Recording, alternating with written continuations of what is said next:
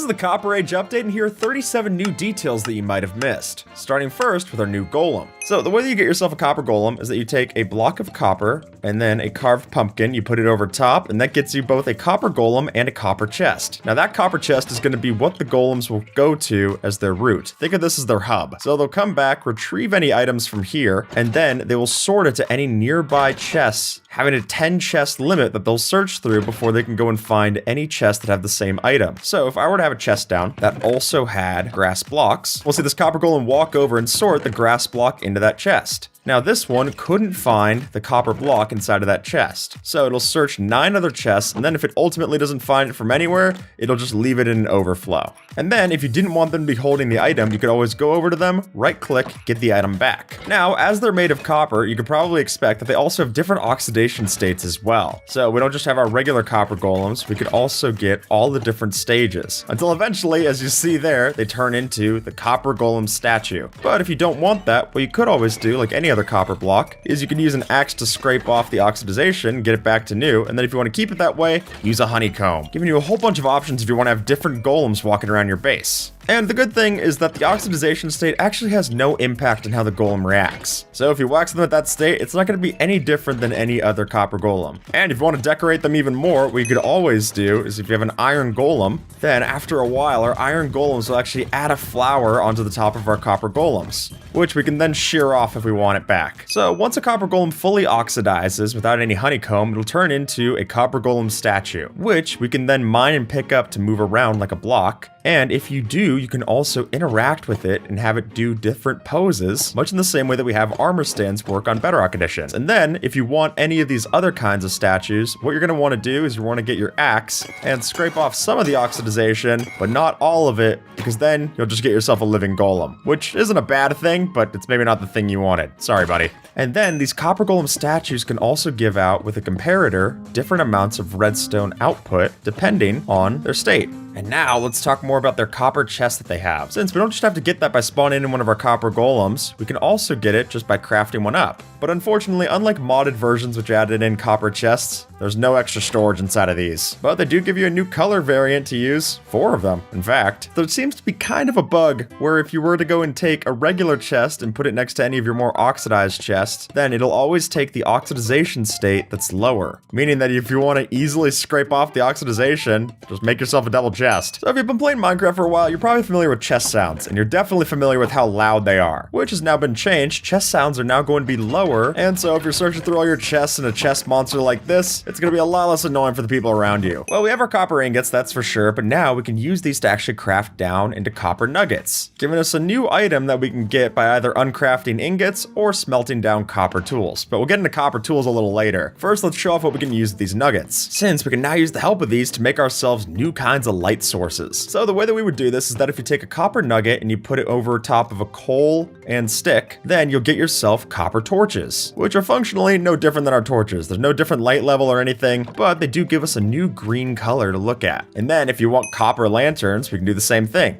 That's going to be 8 copper nuggets around a copper torch that we can then oxidize and wax to give us 4 new variants, these copper lanterns. You're going to hear about 4 new variants quite a lot. It comes up a lot with copper. But unlike copper bulbs, there's actually no difference in light level between an oxidized one and a regular one. And similar to our iron bars, we now have a new kind of bar that we can build with, that being the copper bars. And the way that we would get this is that if we take our copper ingots and we craft them 6 in a row like so, we get 16 copper bars. And as Observer points out, there's plenty of different cool build hacks that we can use here as well. Particularly having the exposed copper bars next to the regular iron bars really makes it look as if we're having some kind of rusted iron. Speaking of copper bars, let's not forget about the old copper bar, that being the copper lightning rod, which now isn't just the regular lightning rod, but also the 4 different oxidization states, which now if it gets struck by lightning, if it's not waxed, it's going to remove the oxidization off of this. There used to be a bug in the code where sheep would eat grass at half the amount of efficiency that they normally used to, meaning that your farms became half as efficient because they weren't regrowing their wool. But now that's been fixed, and our sheep farm is finally going to be able to eat the grass and give us back our proper sheep wool. So if you've played Minecraft for a while, you know that this game gets pretty laggy when you have a lot of entities, but But now that should be fixed because there has been an improvement in this update for a mass amount of entity rendering, which makes sense considering that they added in a whole bunch of new entities with our copper golems and copper chests. So now if you see a bunch of entities on screen, you're not going to see as much lag on your end. This one sounds bad, but hear it out. Since now Mojang has removed spawn chunks from the game, which if you were using technical farms back in the day, you know that spawn chunks were chunks that were constantly loaded around the world spawn, where you can make highly efficient farms by just having them always running within the spawn chunks of the server. But now Mojang has said that there's multiple different alternative options to this, including the force load command if you want to have something done on the admin side, or you can use player-made chunk loaders made from ender pearls to do it as well. But because a lot of players never use the spawn chunk functionality in that way in the first place, it'll make the game run a lot better if you didn't plan to use those anyway. And if you want it in survival, just build yourself an ender pearl stasis chamber and you'll be just fine. This new change makes it so that world border parameters no longer carry over to different dimensions, meaning that we could have ourselves a different world border in all three of the dimensions. So if I want a small world border in the nether, I could teleport back. We don't actually see that made here in the overworld. Most of the time we're hitting the F3 key to check our coordinates, but now if you hit F3, you're gonna see that it looks very different. And this is the simplified F3 debug menu. But if you miss some of the old features, now what you could do to edit it is hit F3 and F6, giving you the debug options menu. And if you wanna always show your player position, then your coordinates are going to be player position always. I think this does still work pretty well, especially if you're looking for just having it without having to always check F3 and having that all on your screen. Something you might have missed in one of the minor updates they put in between drops is that now if you kill off a chicken jockey, making sure to always kill the zombie first instead of the chicken, you will get yourself the new Hyper Potions music disc, Lava Chicken. Which is of course a reference to the Minecraft movie song that everyone's a little too used to hearing. The villager part's my favorite.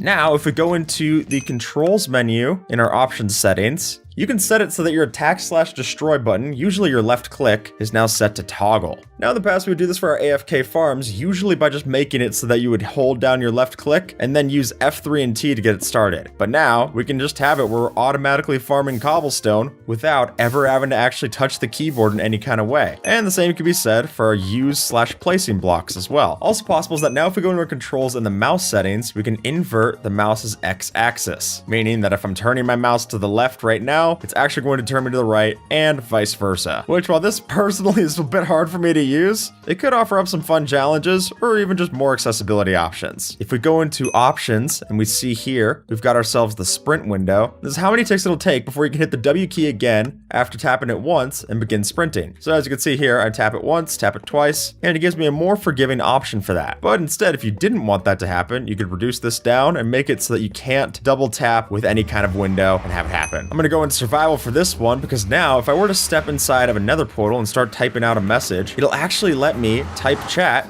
inside of the nether portal.